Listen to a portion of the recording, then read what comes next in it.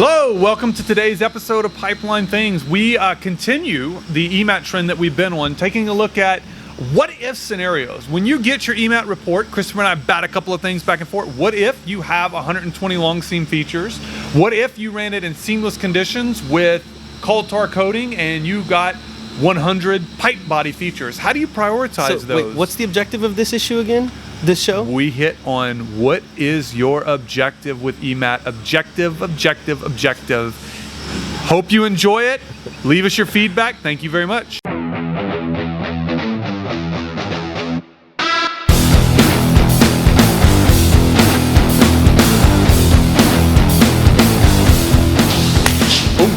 All right. Hello. Welcome to today's. You did that quite well. For those of you who do not watch on the YouTube, we're in a little bit of a different situation today. We're shooting from the back of my truck in the lab, and I didn't know if Chris was actually going to make that jump onto the back of the tailgate. That was impressive, Chris. I challenged him to a box jump on the tailgate, and he won't do it. He's afraid he's going to hit his face. No, I said, no, it's not face plant into it, man. I can't jump that well. All right, hey, welcome to today's episode of Pipeline Things. I am your host, Thing20. This is my co-host, Thing21. Not lesser, clearly, in his vertical leap abilities than mine. Vertical leap capabilities, but maybe it's all lesser in the quads and the calves, baby. It is prominence on the show. We're super excited to be with you guys as we pick it up today. Always looking for something kind of fun to do. So today, again, shooting in a little bit of a different setting. Yeah. You know, but I feel like trucks kind of fit, the whole gene of pipelines anyway. So you feel like because he wastes a lot of gas.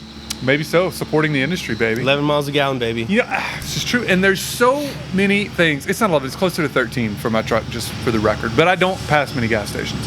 While we're doing this, we really should point out again, for those of you who are watching us on the YouTube, you might notice that we are in matching shirts this time. Thing20, Thing21. If you also notice, these are the same shirts that we wore when we did 5K at AGA. We're not going to talk about the results of that 5K or how it went. It was somewhere between, good and great. Good and great, watching that amazing marathon runner, and then Michael Scott and the 5K that he did in the office. It was somewhere between the two of those. But it was a lot of fun. Check out the pictures. Yeah, love being out there supporting AGA, and thank you guys so much. We always have to say this. And ADV Marketing for always making our swag on point. Dude, ADV Marketing does make our swag on point. Yeah. We have to shout out to them especially because Miss Producer's really angry at us today because we were late. We were 30 minutes, 37 minutes late for the show, she reminded me. Yeah. Well, she thinks she's flashing 40 at us right now. Can you imagine, what if... We were on time? What if... Well, that's another what if. What if we didn't have ADV Marketing? Laughing. Do you think we would have this show? Oh my gosh. If we had to do this? Yeah. Dude, I don't know if we would have it. Could you imagine if we actually had to, let's say, if we had to set up and do the mics? Yep. You and I would probably be using like some Bush League mics on our computers. We like the whole a laptop camera. Yes, we'd still be in our office, no doubt, with that really cute picture of us on that. People would still be complaining about the audio, and we would trying to be. Could you imagine us trying to mix it and assemble? How many various typos segments? do you think would be in your LinkedIn post of trying to promote Dude, this? we wouldn't have actually even got it onto Spotify by now. They'd be like, "Sorry, you have to do this." Or like fine tuning the LinkedIn algorithm so people actually saw our posts. No doubt. Thank no God doubt. for ADV Marketing. You guys do great. Or the I'm giving you a little website. So she's the smiling Anchor, now. all that stuff, Spotify, they make it happen. She is. She does a really good job. She's smiling now. I think that means we're in her good graces. Do they do Air 5s in that show you like, The Office? No, I just remember Demolition Man. Where they do it like that. They're like, shh. Good job, ladies. We love you. Yeah. So, okay. All right, they're happy. I mean, they're happy now. On with the show. The whole what if thing. That's actually good. We'll play some what if games later today. So let's pick up, Christopher, where we went. It's actually really exciting. We've been on a little bit of a kick here for EMAT. Yep. And no lie, in the office today, I kind of questioned, have we done too much on EMAT? You and I shooting back and forth on do we want to go with another crack-related episode? Or EMAT specific episode. Yeah, even really EMAT specific, Yeah. But I think that the attention warranted for EMAT or given to EMAT in our industry, maybe the confusion around EMAT honestly warrants even another episode. I think the appetite is there. I think the questions are there. So I definitely think it's a good place for us to go. But before we do, I want to take just a step back. Okay. And again, I want to encourage the audience. I'm not going to go through all of the episodes that we've been through, but this whole segment really kind of started back with Sean Moran, going through that. And then you introduced EMAT. And now, then we talked about after that, the last episode was talking about, hey, catch and release. What happens after you get the pig? Yeah, catch the pig, and then you release the hounds to go dig the stuff you want to dig. Yeah, so now we're on like episode 4, right? But I think we're doing episode 4 in chronological order, not like the Star Wars going back in time. Yeah, where it goes backwards, and then you learned, Darth Maul's not going to show up with 2 swords and start slicing people up in this episode. Yeah, that's when we still liked Anakin, before he decided he wanted to slaughter babies, right? Was he? Yes, but was he? He wasn't even in episode 1, which was the 4th one, chronologically speaking. Yeah, good point. Anyways, cool. Again, but today, do things in sequence. We like sequence, right? Do things in sequence. We should do that. Randomly release the episodes out of order, just confusing the daylights out of people. And hopefully we have some Star Wars fans out there. Hey, if you're a Star Wars fan out there, leave it in the comments. Let us know. Yeah. You know what would be cool? You know, what if now that Disney owns Marvel and Star Wars, what if like Thor made an appearance in the intergalactic battle between, like can you imagine like a Jedi versus? No, I've heard that theory. I've heard that the lights, that the sounds that the guns make from that the Stormtroopers shoot is actually very similar to some of the noises from the Marvel movies. I think it's just coincidence. I don't see a legit crossover it wouldn't there. work. I can't. No. Yeah, I don't see how the Mandalorian would fit in the Avengers. No, thank you. Yeah. No, even though he does have that black like lightsaber sword thing. That thing was cool, but space magic going in with like let's just leave it. But anyway, let's pick up today, right? So today, where I want to go, Christopher, is we have given our audience a lot on what to do with EMAT, both what they should do before the inspection, or they can get help from other operators, and then really what they can do once they catch the pig, right? But we kind of talked about a narrow window of things that you need to be prepared for once you catch the pig. Yeah, we talked a lot about preparing, not like what if scenarios. Exactly. I keep saying what if. Yeah, I know. It's like you're trying to drive that point home because you're not happy with me doing it. I'm gonna get there. I'm gonna get there. I promise. Because what we want to talk about today is our experiences, and some of the things that can happen with operators. That's a good place to go, right? So before we do that, though, I want to talk about the different types of features that you can find in EMAT in general, right? So I'm gonna ask to group them into really kind of 2 types. Let's just say pipe body and long seam, because for the most part, I think that's how it generally falls. Yeah. So what are some examples of types of features that operators, good calls, things that they want to see an EMAT tool calling in the long seam? Hook cracks. We want to have those reported. Hook cracks. Yeah. That's one. You get us another one, or did you just run out of gas there? Is that it? It's like hook cracks. That's it. SEC in the long seam. SCC in the long seam. Yeah. Not super common, but it does happen. Yeah, you're right. well, I mean, if you have ERW and there's a nice trim, or maybe not, you can find some. And so SCC hook cracks are very specific to a vintage of pipe, low frequency ERW and flash weld prior to 1960s. And there's a clear focus on that, right? Yep. I mean, even if we look at some of the latest changes in the gas regulation, I know the liquid regulation isn't that specific. We find a lot more of that prescriptive nature in the gas side. But there is a highlight specifically, right, in subpart O where it's called ERW, right? Let me ask you another one. What about lack of fusion? Depends. Depends on whether you want it identified or whether it should be called. I think that you want it called.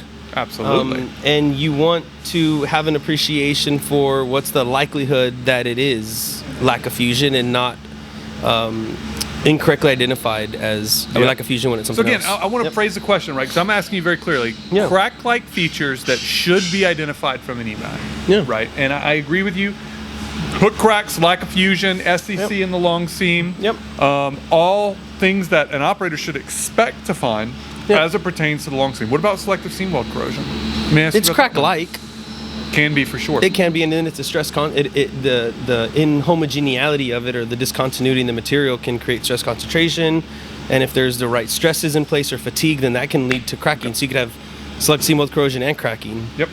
So now let's talk about in the long seam things that may be called but you really don't want called. So I'm thinking more like things that are improperly identified. What's typically the most common thing in the long seam that's improperly identified? I would say, I'll say it this way: trim artifacts. That's a good way to put it. Yeah. So And I say artifacts because I heard that word a lot working at a previous employer, where it's an artifact of. And so basically, it's just a consequence of the way that the signal was influenced by something that has a geometric presence in the pipeline. Absolutely. So think of like, let's see if I can get you to see what I'm saying. Right. So if you have ERW that's trimmed, you would imagine in an ideal scenario, you have a smooth IAD and a smooth OD. Right. So that ultrasonic wave can propagate relatively uniformly through a homogeneous wall thickness. If you have, say, flash weld, A.O. Smith, it's untrimmed, so you have these very clear, sharp edges. And so if you have now a sharp edge on either side, and you have this ultrasonic wave propagating, you could see how maybe one of the sharp edges could create a reflection. Absolutely. And so that could end up in an artifact in the data that is not concerning. And so that could even begin to question if you even want that stuff reported, right? So, that's a good example of something that can be reported or maybe mistakenly reported as a crack like that we've seen a lot of, right? That's a good example. You used A.O. Smith specifically. Yep. I think it's interesting because A.O. Smith, is kind of like a little brother to low frequency ERW, right? But that problem also exists on the low frequency ERW side as well, right? Yep. So depending on how well, usually the internal trim, because the external trim they're able to see, depending on how well the internal trim was done, can really dictate whether or not you end up with a feature identified when maybe you didn't really want it identified. Yeah. So that handles, all right, so we took a look at the long C. Let's flip and look at the pipe body. Yep. What types of things do you want EMAT to call as positive calls in your pipe body? Properly identified. Properly identified, baby. Cracking. Cracking. What types of cracking, my friend? That was Well, there's different kinds of cracking, and I think I kind of did that on purpose. One of the discussions that we had at one of the previous episodes was it's setting the goals for the inspection. Yes. And if you set the goals for the inspection and you kind of have an appreciation for what could be in your pipeline, then you kind of have an expectation of what you may find reported, right? So there is a difference between potential cracking on geometric deformations, like a dent, or cracking that has a axial orientation or circumferential orientation. Yeah. Is that due to fatigue? Is that due to corrosion, like SCC? There's different kinds of cracking. And I'd say the most common type, is really SCC. I mean, when operators are looking in the pipe body, a positive call for them in almost all cases is really SCC. But we have seen several operators, in a lot of cases, where it's picked up light gouging, scratching on the outside surface of the pipe. And that's worth noting that can absolutely happen where you have mechanical damage, and I'm going to say mechanical damage absent denting, which does happen, and certainly that's a good example. I think it's important to highlight though, right, that I think SEC type calls are have a higher reliability, right? That evaluation protocol is well understood. The data cooperates with properly detecting and identifying and sizing that mechanism. Whereas if you're going to deal with more of the interacting threats, right, like cracking in a deformation, in this case let's call it gouging, that's more specialized, right? And it's actually quite difficult to establish a performance specification broadly, and you really need to look at those as a one-off basis. At least our experience says that. I'm thinking about one where again it looked like you can get a tooth from an excavator to scrape along a pipeline, remove a pretty substantial amount of material without leaving a large deformation. And so now, what are some types of things that are often called in the pipe body that is not what we're looking for, right? Or steep-sided corrosion. That's the favorite one, steep-walled corrosion. Can you? All right, the audience out there, maybe it's like me. You know what I'm going to ask you. Boy. You're going to get angry. Are you going to get angry if I ask it? Come on. Chris, will you please explain what steep-walled corrosion is? Because I hear that used a whole lot. Like, oh, that was steep-walled corrosion. What? I'm not going to overcomplicate this. I'm going to keep it simple. Keep it simple, baby. Imagine a morphology of corrosion that is deep and very pronounced. And so when you think of a corrosion pit, don't think of this gradual change of metal loss like something smooth. Think of very, very rigid. So if you're looking at the profile, like a cross section of pipe, your corrosion would fall off and then have some general corrosion and then fall off again, general corrosion, fall off again. And what you're trying to accomplish is, remember, if you have this ultrasonic wave coming through the pipe, through the cross section, is there something sharp enough that can create a reflection? Yeah. And that's basically where you end up with a false positive. If you have a nice gradual smooth metal loss profile, or relatively smooth, that wave will kind of, make it through that metal loss, and the analyst can pick that up. Yep. So that's what they mean by steep sided corrosion, where one of the parts of the profile of the corrosion is steep. Yep. Cool. Does that work? Good explanation. How was that? It was good. I mean, the physical explanation was good. I think the challenge is that word gets thrown out a lot. Oh, yeah. And I don't, so like you think about something like selective seam weld corrosion, there's actually a metric that says it's selective seam weld. If the gouge depth versus the width is greater than a certain value, it's classified. I've never seen a physical classification for steep walled corrosion that says, hey, maybe if your length to depth profile exceeds this, it's steep walled. That doesn't exist out there. So be an interesting thing. It to ends up put just out. being a result of the circumstance, right? It's very circumstantial, and So I'm going to either say it gives it's a reflection or subjective. not. There is not an objective measure of steep walled corrosion. Yeah. All right. So what's an example of another one? Yeah. My favorite. What about laminations? I do know early on EMAT had a lot of challenges with this. They've definitely gotten better about it. And I'll just say this. I mean, I feel like this episode is a lot of like scenarios that we've seen, right? Just playing off our experience a bit. I mean, we've seen a lot of EMAT inspections and a lot of EMAT results. I would just highlight, I would use this opportunity to highlight, that's where that complementary technology of MFL comes into play. Yeah. Right? So MFL can do a good job of saying, hey, you have a mid-wall manufacturing feature here, and then you can integrate that with whatever the signal data is on EMAT, and then make an educated decision. And then you could look at driving force, right? Because we always try to think of it that way, right? We say you have to understand your toe properties to understand how a feature will behave in that material. Then you have some discontinuity or some type of threat, whether it's crack or blunt or smooth or sharp, and then you have a driving force, right? So a stress. And so if you have a lamination, depending on how you're operating it, it could be perfectly fine, especially if you've hydrotested at 1.25 times MAOP. If there's a lot of fatigue, then maybe you need to think about that. All right. Or metal loss. What if you pressurize the lamination? Yeah, let's get into that a different day. No, that's a different episode. I don't know if that's really an interesting episode, to be honest. I get that question asked so much. But now is where we're going to get into the meat of it. So now, audience hanging with us. Who gets to play the what if scenarios? How are we going to do this? Let's go back and forth. We're Yeah, going let's back go and back forth. and forth. So you get first. You paper, rock, scissors. See who goes first. Oh, I'm so let's go. Smoke you. Ready? Ready? One, tempon. I got first. I got dibs. All right. So, Miss Producer's angry that she didn't break out her cell phone quick enough to get that on the site. For those of you out there, I won. I threw down rock. Chris threw down scissors. So I go first. Choppa style. All right. So, Chris. Yep. You get an inspection. It comes back. You have 120 long seam features. Oh boy. All right. I'm going to say you have 120 long seam features. It's A.O. Smith pipe that you were inspecting, so not necessarily unexpected. Okay. You got 10 A.O. Smith. Got it. 10 pipe body features. 10 pipe bob. You got it. All the long seam features, you're using minimum. I'm going to flesh this sample out where you're using minimum values from the updated gas rule. In service failure or not? All of them are coming in service failure or not. Oh, wait, does the you're line fleshing have? out. Yeah, does the line have an in-service failure? Yeah, you're asking questions. Hold on, I got to get through the scenario. All right. So we got 120 long seam features, 10 pipe body features. You're using minimum properties. Yep. From the updated gas rule, you're all coming back with rupture pressure ratios less than 1.1. Oh boy. What do you do? Yep. What if? Yeah. So I would start. Now you know why I went first. It's okay. I would start with some guidance from 1176, which basically says, take a look at the signal data in collaboration with your ILI service provider, and then start your data integration process. And obviously each pipeline and each operator will have different amounts of data that they can integrate. And I would start looking at things like what could be a cause for some of these long seam features to be artifacts, like we said. How much of this manufacturing, pipe manufacturing related, not that it's a manufacturing flaw, but rather the way that pipe was made.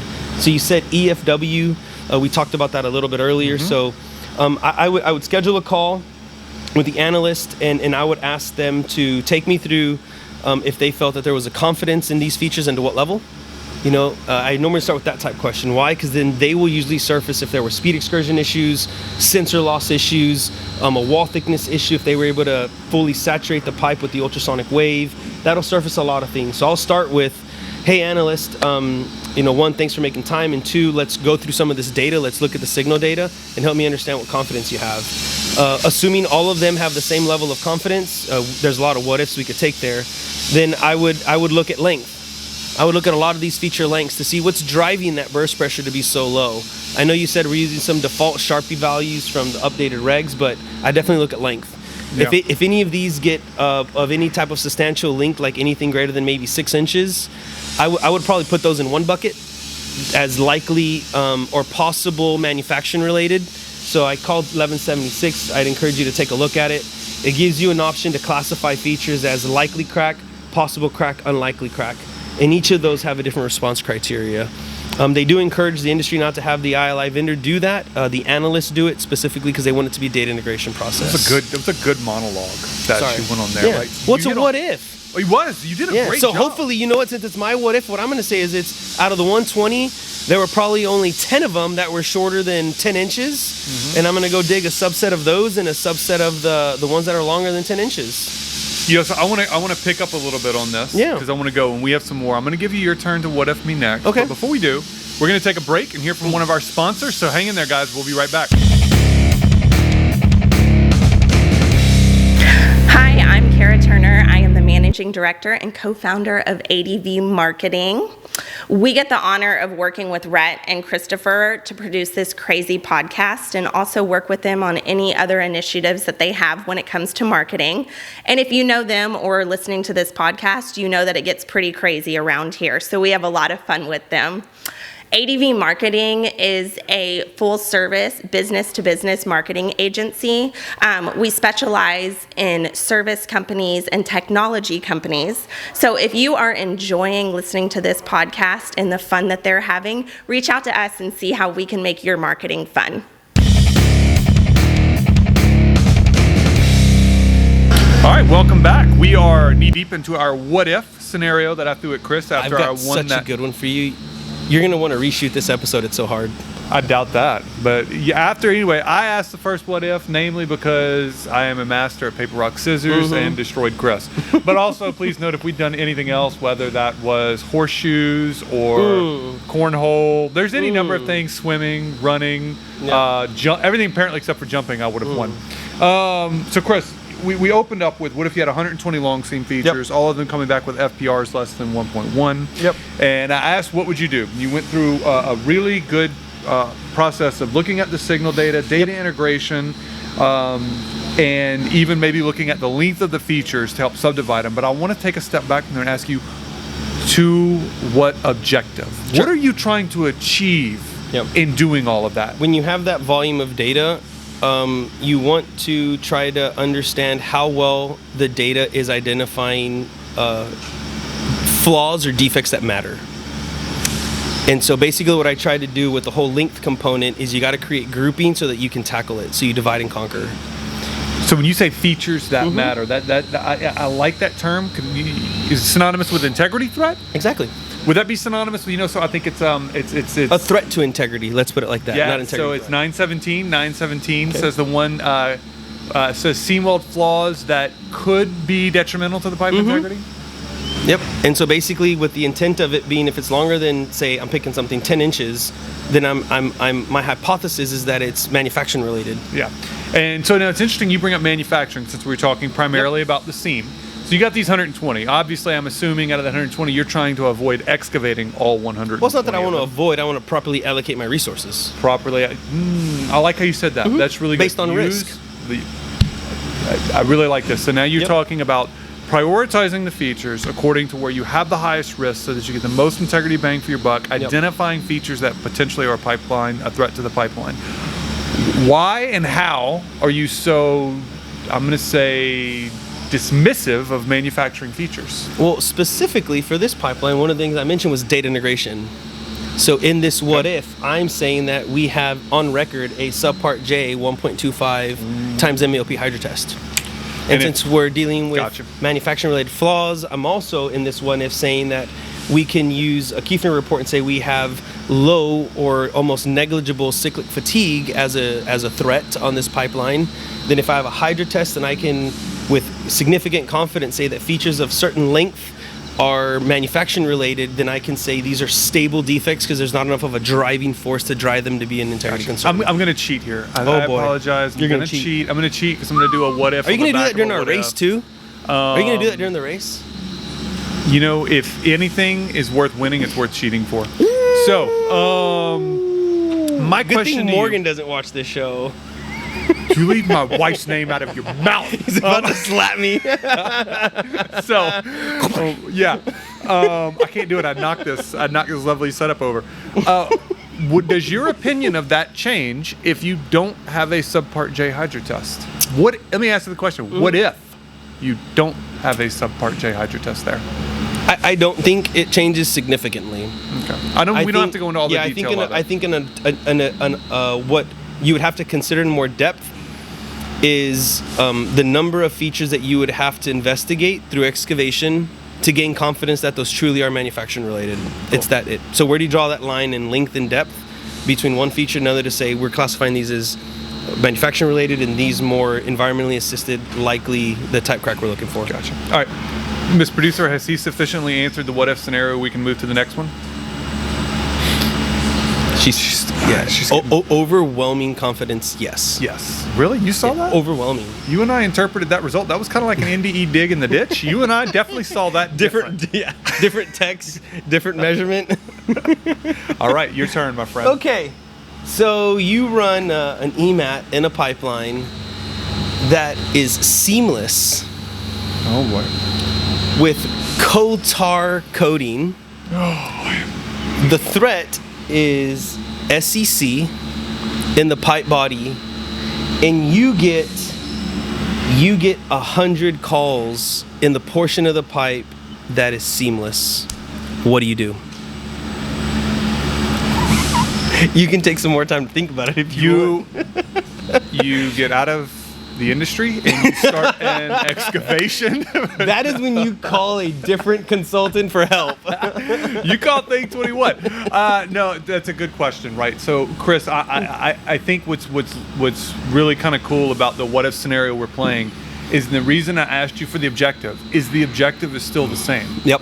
You want to find the integrity threat that matters, right? Yep. And I like how you did that. You played off of seamless, and you played off of the coating. So I'm going to take a little bit of a different step with you.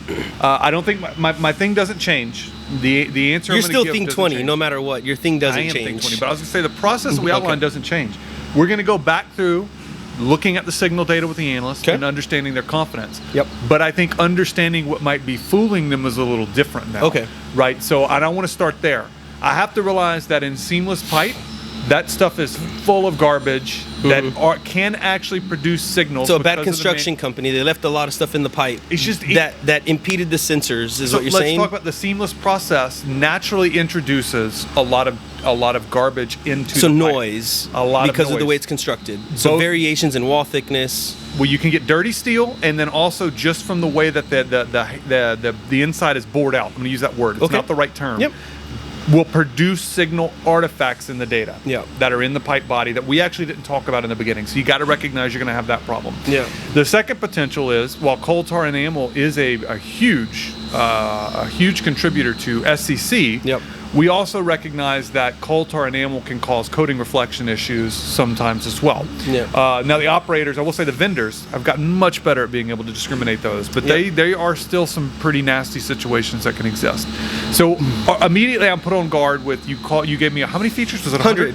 Same thing. You gave me 100 features. Too many to dig all of them. Not low enough to we can dig all of them. I highly doubt all 100 of these are probably real integrity threats. Yep. I need to immediately sort out which one of these are related to manufacturing because I've got a process that's not good and I potentially got a steel that's not good, right? Yep. Then I'm going to use the data integration a little bit differently. So depending on if my threat that I was going for was SCC. Yep.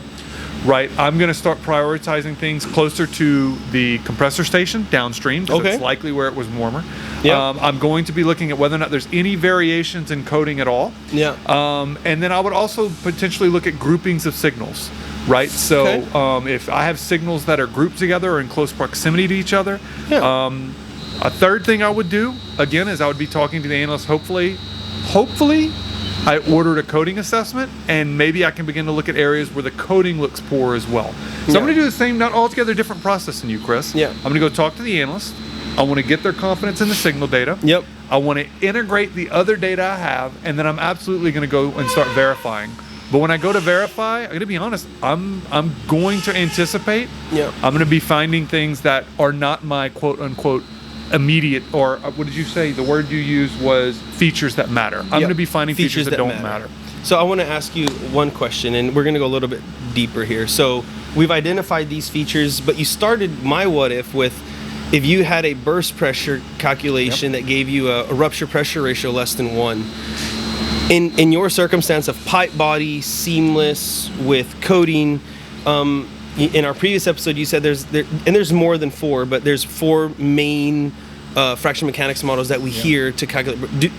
Would you prefer one of those or the other, or does that approach matter at this point? I would say it depends on the quality of the data I have, right? So if I have no material properties, you're going to be looking at using defaults that are going to probably push you away from a log secant model. If I'm looking to prioritize them, not necessarily to justify fitness for service, I kind of like the log secant model in that case, because I'll be honest with you, all things being equal, the prioritization between different models a lot of times won't necessarily change if you just rank them by burst pressure, right? Yeah. So they all do a decent job in terms of producing the same ranking, but when we talk about fitness for service, that's different. So again, at this point, you and I are just talking about where to go out in the field. I'm fine throwing something that's robust like log secant at it if I have the properties to support it. And if I'm hunting SCC, that's usually a ductile failure mode. So, and again, you gave me seamless pipe. I'm actually probably okay that I'm going to be looking at more ductile failures there. Yeah. So and I'm okay with that. I like, what we tried to do there for the audience is both of our responses were very much geared in step 1 of having all these features of understanding the data, right? What is the ILI tool telling us? And frankly, I believe that there is a component of discovery there, right? On the gas side, typically there's a big talk about discovery on the liquid side as well. Around, you have 180 days from your inspection time to discover, and I feel like both of our response was organic around, and I think that's telling. Is it's all of these are not integrity threats. We need to understand what the ILI tool is telling us. Yep.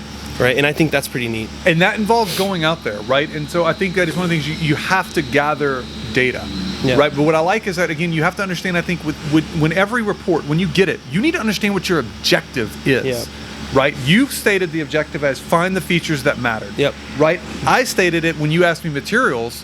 Well, what model I use depends on my objective. Am I just trying to prioritize features to determine which one might be worse than other in a relative sense? Or am I trying to tell somebody, I think my burst pressure is 1.39 times my MOP, which is completely different, right? Those two things necessitate a different level of accuracy in how we do them. Okay. So let's keep this what if scenario going. Okay. This was good, right? Let's get into it. So in your scenario that I gave you, you were trying to specifically avoid finding manufacturing flaws in the long seeds. Audience, track back with me. We're back in Chris's 120. Them. Separate them. You met with the analyst. You identified 10 features. Let's make it easy. You wanted to go after. Okay. Those are the ones that you thought had the highest confidence of being something that mattered. You went out there. Out of those 10, you found 8 instances of lack of fusion and 2 instances of hook cracks or under trim. What does it mean for you? So 10 instances of manufacturing related features. 0 hits on SCC. I would say that's really good. I'm happy. What do you do with the remaining 110? I mentioned earlier that the idea there was to do a subset of those that were shorter than 10 inches, and this was just this what if, and a subset of them that were larger than 10 inch. And if in any of those circumstances I did not find SCC, then I would feel very confident depending on what my material properties were. Again, because did you gather material properties when you were doing these excavations? In this case, we didn't. I did try to hot tap and get a coupon out to do some testing, but that wasn't an option for me. So it's interesting you took that approach. I'm going to go here a little bit. What are you going to do with the remaining of the features that are still having a rupture pressure less than 1.1? I'm classifying those as monitored. I'm classifying them as unlikely cracks.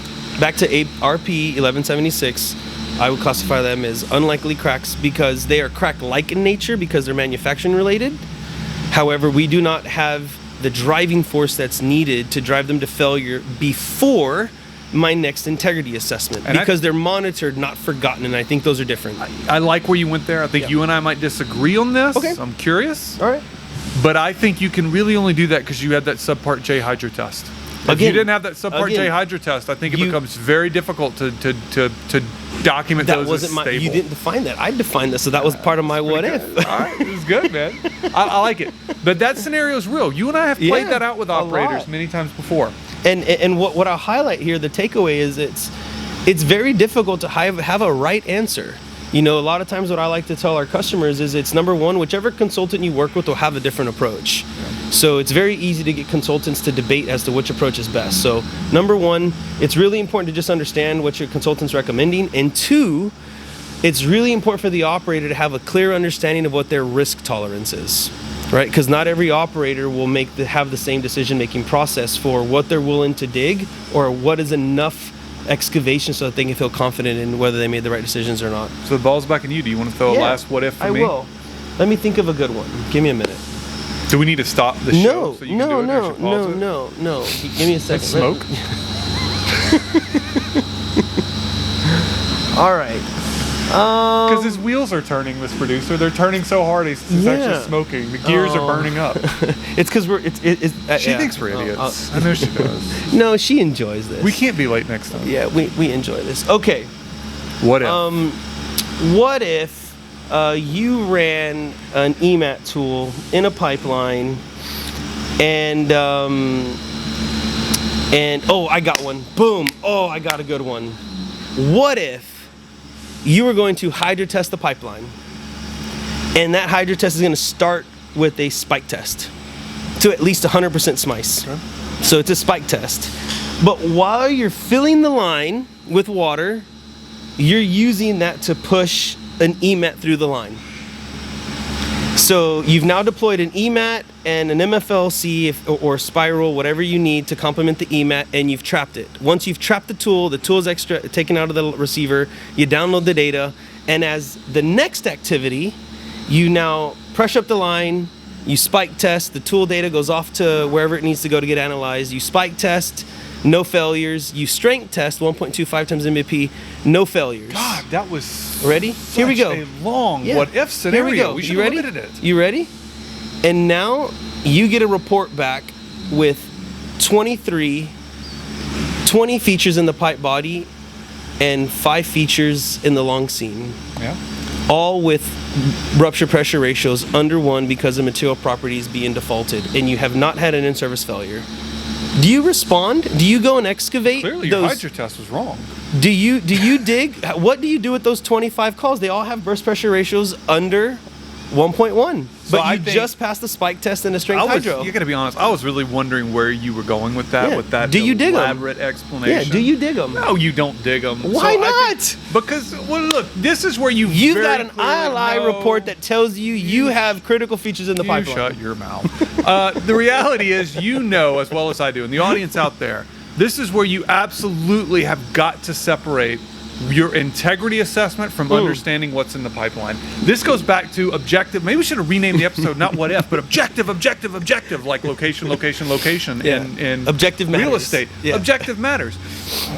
When you, in that scenario you described, the hydrotest is your integrity assessment to justify the strength of the line. Yep, the Check integrity that of box the line. And move on. The integrity of the line. Yes, Yeah. that So you're going to do on so your now walk us assessment through. So interval. what do you do with the EMAT data that you have now? What you do with the EMAT data that you have is you use it to know what else is in your line. You may go look at some of those locations, but if you do so, you're doing it to understand the threat that you have in the line and what remained after the hydrotest. So it's like a data gathering, data integration process. You might use it to understand whether you want to use EMAT as a to justify the subsequent re-inspection interval, right? Rather than using a hydrotest. So it's great data. I think the problem is if you do what you described and you say, hey, you must go dig those other 20 features, The logical output, because we're human, is, well, I'm never going to do that again. Yeah. Because the EMAT collected data that's not helpful for me. Yep. And as an industry, that's backwards thinking rather than forward thinking. So, backwards thinking. What if the order of that was flipped? What if you had just pigged it with EMAT a week before in service, and then you hydrotest? Can you still not respond to the EMAT data? Or would you change your approach? I don't. I'm going to say, to be honest, the only thing that you're looking for there is pressure reversals, and I don't want to get into that in that episode. My opinion on that does not change. Your integrity assessment is based off of the hydrotest. Yep. Could you have had some growth from the hydrotest? Yeah, but that needs to be answered separately, and typically will not be large enough to change the conclusions that you reached from the hydrotest. Yeah, that was a fun what if. Did you like that one? Man, you did really well. Give me some. That was pretty good. Buddy. All right, on that note, hey, look, we are going to wrap up that episode. Thing 20, Thing 21, having so much fun with you today. Remember, the one thing that stuck out with me on this episode is you talk about getting your EMAT results back is, what is your objective? Yeah. Always be thinking about that. As you call to get help, think about that. It relates to your what your risk profile is and the information that you have available to you. Key point is, you don't need to dig every feature, and you should not be digging every feature. And definitely, if you have a hydrotest on the back of it, you shouldn't be either. But anyway, this episode was fun. Thank you for joining us. We're going to be back next week bringing the Fudge Factor, or another guest is going to be coming back with us, so be on the lookout. And thank you very much. I'm your host, Thing 20, and my co-host, Thing 21. Till next time.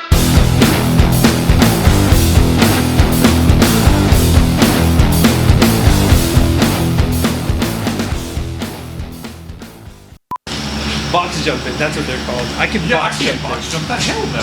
Oh, well, that's what I meant. Why didn't you I bet you I can jump this. One, then, one. Ready?